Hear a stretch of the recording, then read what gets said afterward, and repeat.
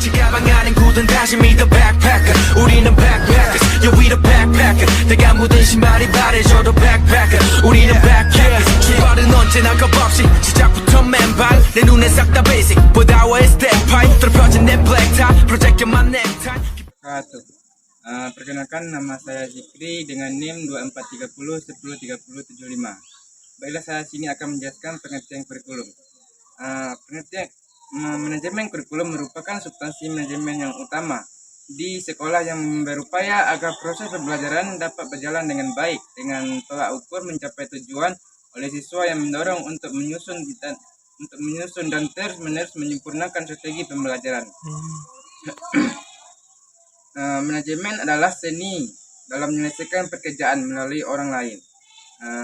Istilah kurikulum berasal dari bahasa Yunani yang mula-mula digunakan dalam bidang olahraga, yaitu kore, yang berarti berlari.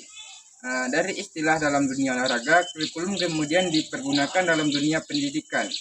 Pergeseran tersebut berimplikasi pula pada pergeseran makna yang disandangkan. Selanjutnya materi yang kedua yaitu ruang lingkup manajemen kurikulum. Ruang lingkup manajemen kurikulum terdiri dari yang pertama ada yang namanya manajemen perencanaan, manajemen pelaksanaan kurikulum, supervisi pelaksanaan kurikulum, pemantauan penilaian kurikulum, dan perbaikan kurikulum. Berbeda dengan yang dirumuskan oleh Lestari bahwa ruang lingkup manajemen kurikulum terdiri dari perencanaan, pengorganisasian, pelaksanaan, dan evaluasi.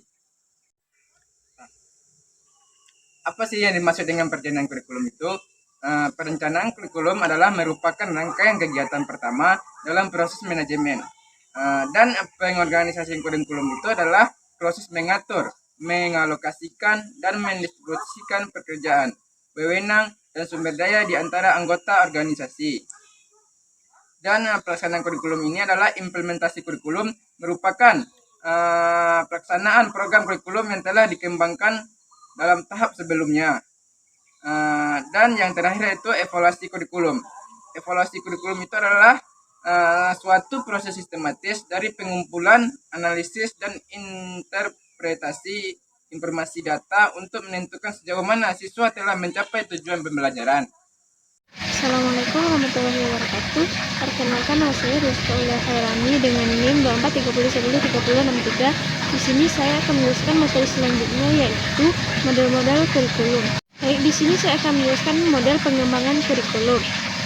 Yang pertama yaitu model administratif, yaitu suatu pendekatan atau prosedur pengembangan kurikulum yang dilakukan oleh suatu tim atau para pejabat tingkat atas sebagai pemilik kebijakan. Yang kedua, model pendekatan grassroots, yaitu pendekatan grassroots yang disebut juga dengan istilah pendekatan bottom up, yaitu suatu proses pengembangan kurikulum yang diawali dari keinginan yang muncul dari tingkat bawah, yaitu sekolah sebagai satuan pendidikan atau para guru.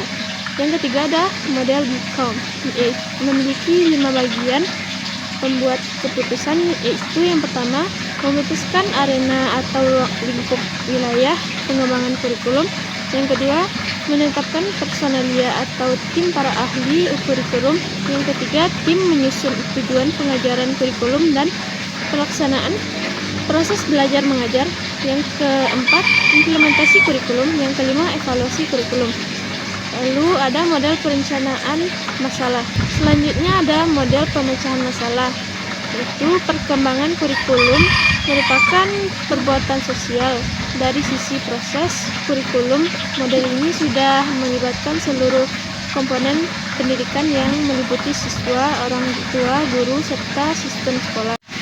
Lalu ada Tabas Inverted Model, yaitu model pengembangan kurikulum ini dikembangkan oleh Hilda Taba atas dasar data induktif yang tidak disebut model terbalik, karena biasanya pengembangan kurikulum didahului oleh konsep-konsep yang secara reduktif. Lalu materi selanjutnya yaitu keterkaitan ruang lingkup manajemen pengembangan kurikulum dengan Asmaul Husna. Yang pertama, perencanaan kurikulum terkait dengan Asmaul Husna, yaitu Al-Khaliq yang artinya Maha Pencipta, yaitu menciptakan kurikulum kreatif. Yang kedua, Al-Alim itu Maha Mengetahui, berdasarkan ilmu yang luas. Yang ketiga, Al-Hakim, yaitu maha bijaksana, tujuan dan prioritas yang bijak.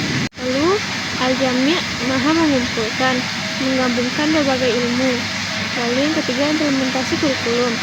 Al-Mu'id, yaitu maha mengembalikan pengulangan untuk pemahaman. Ada Al-Muhyi, yaitu maha menghidupkan, yaitu metode belajar yang aktif.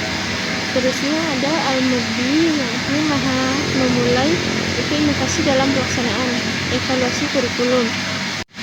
Lalu ada evaluasi kurikulum, yaitu berkaitan dengan Al-Hasim, yang artinya maha penghitung, yaitu evaluasi berbasis data. Yang kedua Ar-Raqib, yaitu maha mengawasi, yaitu pengawasan berkelanjutan. Lalu ada Al-Adil, maha adil, penilaian yang adil dan objektif.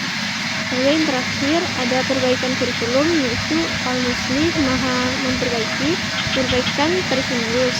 Al-Fattah, artinya maha pembuka, yaitu membuka inovasi baru. Al-Wahhab, artinya maha pemberi, menyesuaikan kebutuhan peserta didik. Mungkin sekian materi yang dapat saya sampaikan. Apabila ada salah kata mohon dimaafkan. Wabillahi taufiq wal hidayah. Assalamualaikum warahmatullahi wabarakatuh.